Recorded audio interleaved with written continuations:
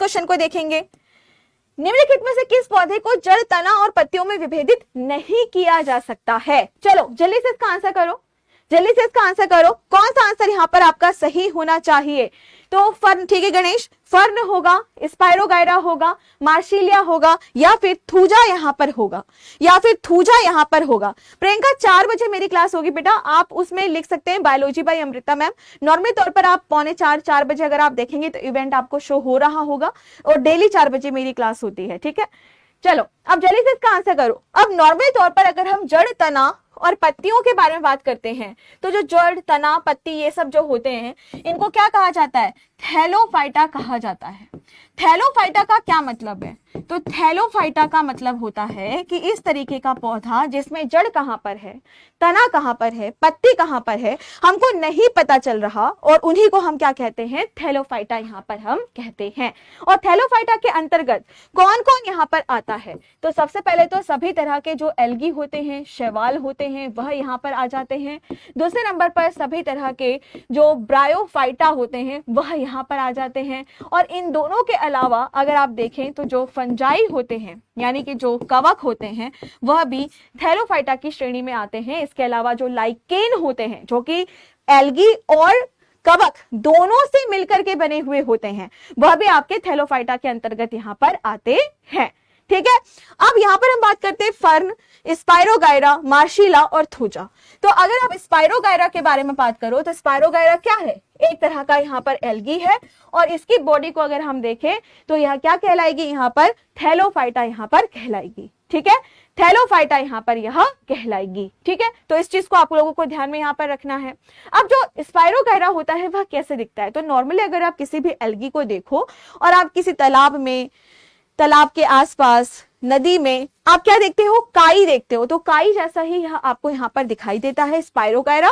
और अगर आप सभी इसको माइक्रोस्कोप में देखते हैं तो कुछ इस तरीके का आपको यह फिलामेंटस, तो अगर आपसे कभी यह पूछा जाए फिलामेंट की तरह, तंतु की तरह कौन सा शैवाल आपको दिखाई देता है, तब आपको आंसर करना है कि वह स्पाइरोगायरा ही यहाँ पर है, ओके। अब नेक्स्ट क्वेश्चन की ओर हम यहाँ पर बढ़ेंगे। नेक्स्ट जो आपका यहाँ पर प्रश्न है वो है कि अक्टूबर 2018 में भारतीय वैज्ञानिकों ने किसानों के लिए विषैले कीटनाशकों से बचाव हेतु किस जेल का यहाँ पर विकसित किया था? चलो जल्दी से इसका आंसर करो यहाँ पर, जल्दी से इसका आंसर करो यहाँ पर। 46 का कौन सा आंसर आप लोगों का यहाँ पर सही होना चाहिए? बताइए, जल्दी से इसका आंसर करिए। 46 का कौन सा यहाँ पर आपका सही आंसर होना चाहिए? क्या बात है, बहुत बढ़िया, वेरी गुड। बताइए फटाफट से इसका आंसर करिए। सभी बच्चे इसका आंसर करेंगे और आंसर क्या हो जाएगा यहाँ पर? तो लिखिएगा पॉलीऑक्सीन, और यह मैं ऑलरेडी आप लोगों को पहले भी यहाँ पर पढ़ा चुकी हूँ, पॉलीऑक्सीन। चलिए अब नेक्स्ट क्वेश्चन की ओर हम यहाँ पर बढ़ते हैं, और पहले इसको हम लोग यहाँ पर देख लेते हैं, ये वाला क्वेश्चन। चलिए अब यहाँ पर है, एक तरफ तत्व का नाम लिखा गया है और दूसरी तरफ अगर हम यहाँ पर देखें तो तत्व का वर्ग यहाँ पर दिया गया है। अगर नॉर्मली तौर पर आप देखें तो nitrogen, aluminium, chlorine, oxygen, copper, और दूसरी तरफ क्या दिया है यहाँ पर कि किस ग्रुप का यह यहाँ पर एलिमेंट है, और इसको मिलान करके आप लोगों को यहाँ पर बताना है। अब जितने भी बच्चे यहाँ पर हैं तो वैसे तो सब यहाँ पर अपनी मैचिंग करते रहते हैं, जोड़ी बनाते रहते हैं, पर यहाँ पर रब ने बना दी जोड़ी, और वह किसकी है यहाँ पर? एलिमेंट्स और ग्रुप की। चलो अब जल्दी से इसका आंसर करो यहाँ पर, कौन सा आंसर यहाँ पर आपका सही होना चाहिए?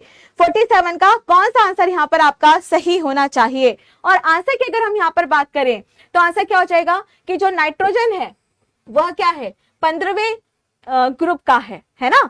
फिर आपका क्या आ जाता है? एल्यूमिनियम, और एल्यूमिनियम की अगर हम बात करते हैं तो एल्यूमिनियम 13 का हो जाता है। उस हिसाब से अगर हम देखें तो ए ऑप्शन हमारा सही बैठ रहा है ना। ए ऑप्शन यहाँ पर हमारा बिल्कुल सही बैठ रहा है। तो फटाफट से नोट करिएगा 47 का कौन सा आंसर होगा? ए ऑप्शन यहाँ पर बिल्कुल सही होगा। चलो अब नेक्स्ट क्वेश्चन की ओर हम यहाँ पर बढ़ते हैं, और आप देख सकते हो नाइट्रोजन, ठीक है, ये रहा आपका नाइट्रोजन 15 नंबर में। कल एक बच्चा मेरे से बहस कर रहा था इसी क्वेश्चन में, तो इसीलिए मैंने आज पीरियोडिक टेबल यहाँ पर लगा दिया है।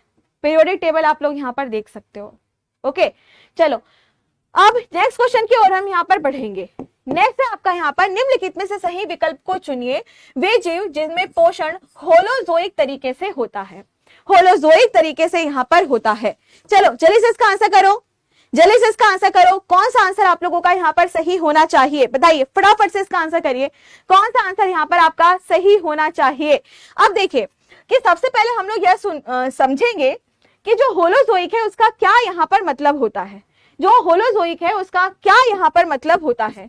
तो देखिए जब कभी भी हम पोषण के बारे में बात करते हैं तो पोषण का क्या मतलब होता है कि भाई भोजन करना और उससे ऊर्जा की प्राप्ति यहाँ पर करना।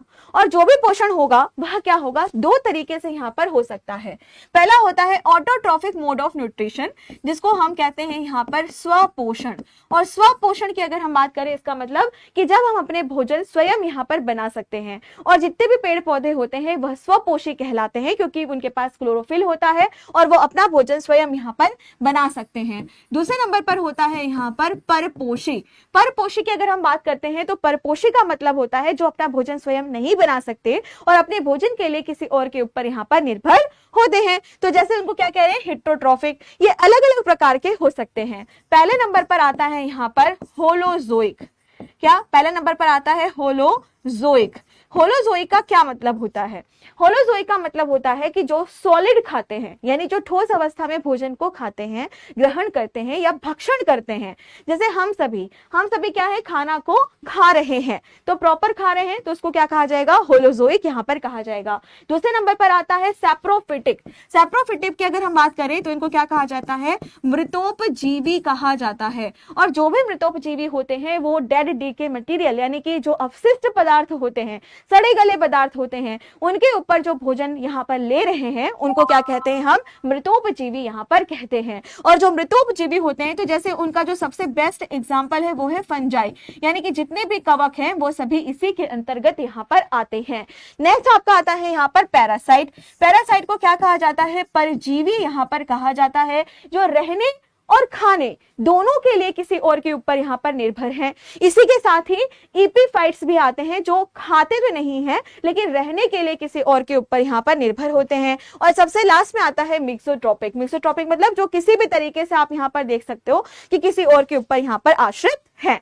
ठीक है, तो नॉर्मली तौर पर अगर हम यहाँ पर देखें तो इसका जो आंसर बनेगा वह क्या है कि होलोजोइक कौन यहाँ पर कर रहा है, अमीबा और पैरोट। तो फटाफट से नोट करिएगा कि तोता हो गया, अमीबा हो गया, इन सभी की हम बात करें तो यह सॉलिड भोजन यहाँ पर लेता है। अगर आपसे यह पूछा जाता है कि जो ह्यूमंस हैं, जो मनुष्य हैं, वह किस तरीके का भोजन यहाँ पर करते हैं, तभी भी आपको क्या आंसर करना है कि होलोजोइक तरीके से ही वह यहाँ पर करते हैं। याद रहेगा, याद रहेगा यहाँ पर। चलो अब नेक्स्ट